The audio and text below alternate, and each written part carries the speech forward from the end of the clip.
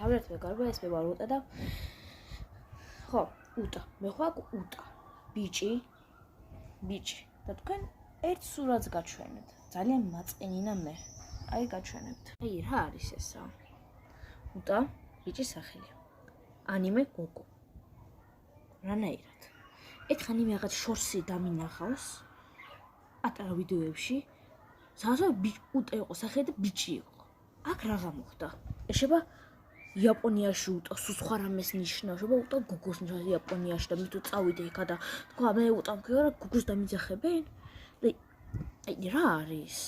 ატა უტა ბიჭი ეს გოგო. რა არის? აი თუ თქვენ შეძეთ დაწეთ კომენტარში რა ქვია ანიმეს სახელს. რა? თუ მოძებე თუ არა მე რა მოხდება მაინც ნაწყენი ვარ. კარგი მე წავედი. ნახვამდის.